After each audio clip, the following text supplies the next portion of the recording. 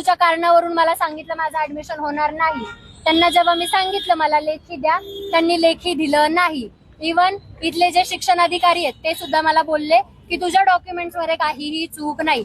Document जर चूक तेव्हा झाली असती जेव्हा मी डॉक्युमेंट्स वेगळे भरलेत आणि फिजिकल डॉक्युमेंट्स मी दुसरे दिलेत.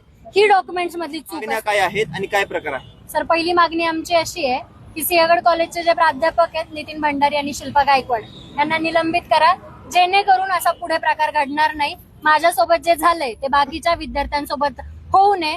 सर्व जे प्राध्यापिका अशा हुल्लडबाजी करतात त्यांना चांगला चोप बसावा, जेणेकरून महाराष्ट्र गव्हर्नमेंटने असं उदाहरण सेट करावं.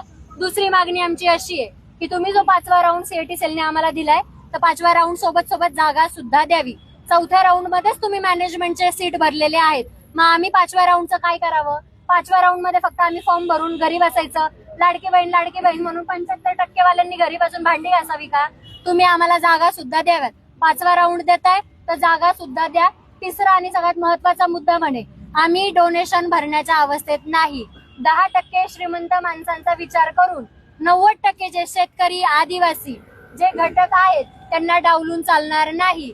तुम्ही फ्री शिक्षणाची तरतूद करा, आम्हाला ऍडमिशन घ्यायचंय, आमचा हा मूलभूत अधिकार आहे.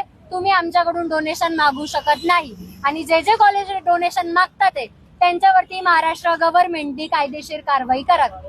विद्यार्थी आहोत, आंदोलन करण्याचा अधिकार संविधानाने आम्हाला दिलेला आहे. ही न्याय व्यवस्था आमच्यासाठी आहे. गव्हर्नमेंट जर आमच्या बाजूनी अधिकार देत नसेल किंवा निर्णय देत नसेल तर गव्हर्नमेंटनी सरळ सरळ सांगावं की आम्ही डोनेशन एक्सेप्ट करतोय, असा GR काढावा की हा डोनेशन घेणं लिगल आहे.